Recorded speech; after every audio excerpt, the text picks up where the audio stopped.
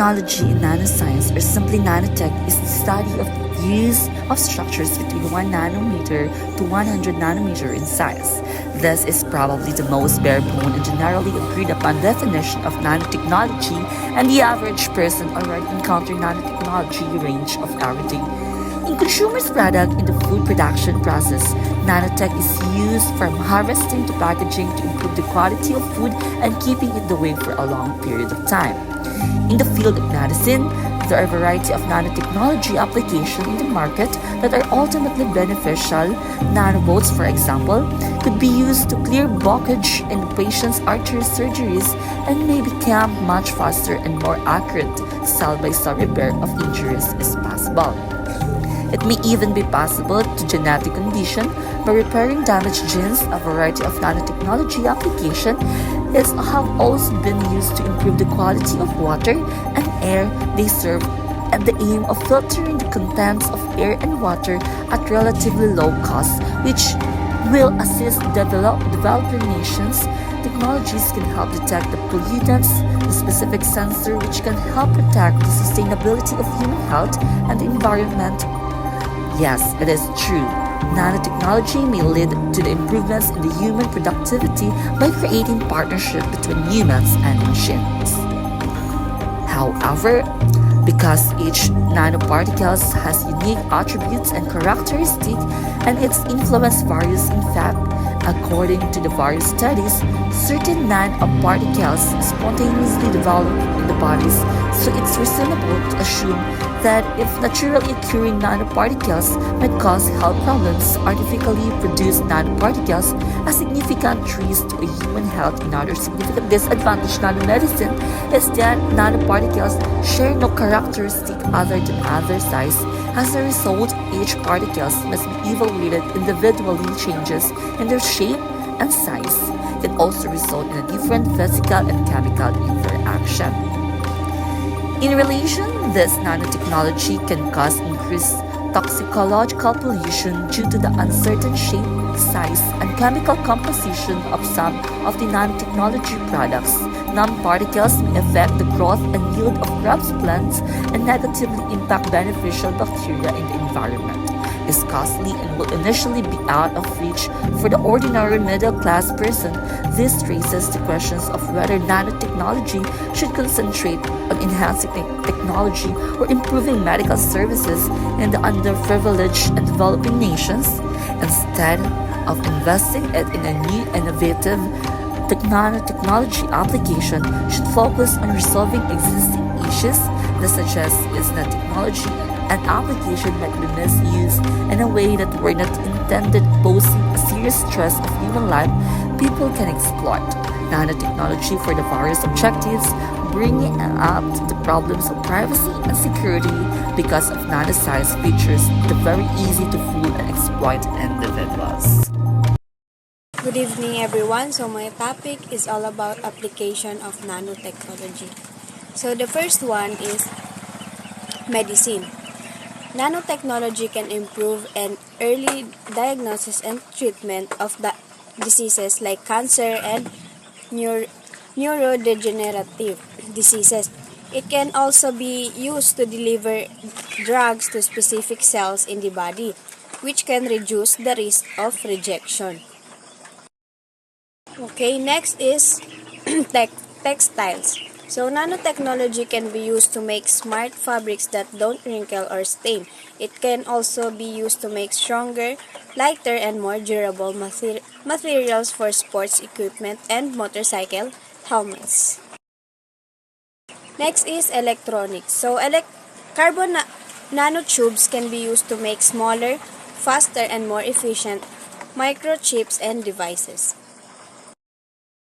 Okay, next is energy.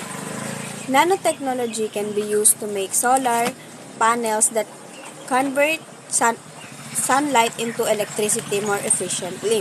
So, it can also be used to make batteries that store more energy for electric cars.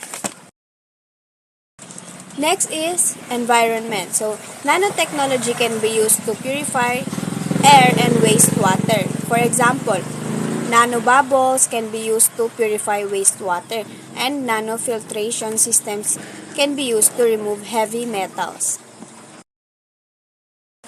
The last one is food. So, nanotechnology can be used to improve food production, processing, and preservation. For example, nano biosensors can be used to detect pathogens in food, and nanocomposites can be used to improve the mechanical and thermal resistance of packaged products.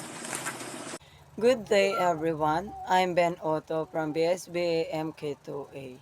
So in this video, I'm going to report about the challenges of nanotechnology.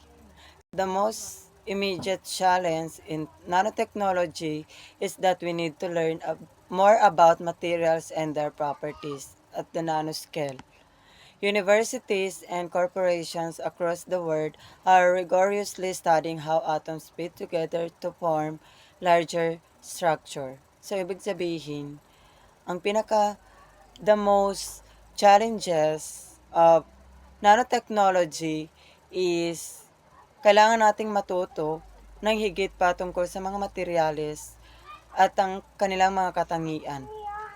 At ang mga universidad ay nag-aaral kung paano magkatugma ang mga atomo upang bumuo ng malaking struktura sa ating mundo. Yun lang po. Thank you. Good day, everyone. My name is Norhay Nasla. Auto traffic, nanoparticles such as palladium and platinum, NPS net promoter score from catalytic converters and fine carbon particles, exhaust, and tire wear are released into the environment during vehicle operation. Electric cars contribute battery waste containing nanoparticles. Medicine. Silver NPS used as antibacterial agents and gold NPS used for therapeutic purposes are introduced into the environment through medical applications. Mining. Mining activities release fine metal oxide particles into the environment, contributing to nanoparticles dispersion. Laundry. Nanoparticles from antibacterial fabrics, silver NPS, and UV-proof fabrics, metal oxide NPS, are discharged into water systems during washing. Combustion. Combustion processes in nanoparticles like soot, carbon, black fly ash, and fluorines carbon nanotubes into the air. These nanoparticles circulate through various pathways, example, air, water, soil, and can accumulate in the environment, posing potential risks to human health and ecosystem. The diagram emphasizes the interconnected nature of human activities, nanoparticles release, and environmental exposure. That's all. Thank you. Good day everyone, my name is Mariano Iterante and my topic is about ethical dilemmas of nanotechnology. Nanotechnology, the manipulation of matter at the atomic and molecule level, has immense potential in advancing various fields including medicines, electronics, and energy. However, it also raises several ethical dilemmas such as the environmental concerns, toxicity and bioaccumulations. Ito na yung potential harm to humans, animals, and plants due to the accumulation of nanoparticles in the environment. Second is yung water pollution. The nanoparticles can contaminate water sources affecting aquatic life. Next is yung waste management. Ito na yung difficulty of disposing of nanomaterials safely. Next is health risks. Insufficient data on the long-term impact of nanomaterials on human health might cause unforeseen issues. Nanoparticles can penetrate biological barriers like the skin, lungs, or the blood-brain barrier. And people involved in manufacturing or handling nanomaterials might face risks before adequate safety measures are developed.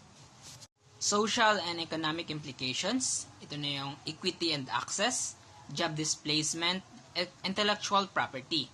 Nanotechnology benefits may not be accessible to all, exacerbating social inequalities. Automation and nanotechnology could lead to job losses. Updating nanotechnology innovations raises concerns about ownership and control. Next is the privacy and surveillance. Data collection and surveillance. Nanosensors are tracking devices raises concerns about personal data protection, potential for invasive monitoring and control. Human enhancement and identity. Enhancement versus therapy, identity and autonomy. Ito na yung blurring lines between medical treatment and human enhancement. Concerns about altering human identity and autonomy. Dual use and military application.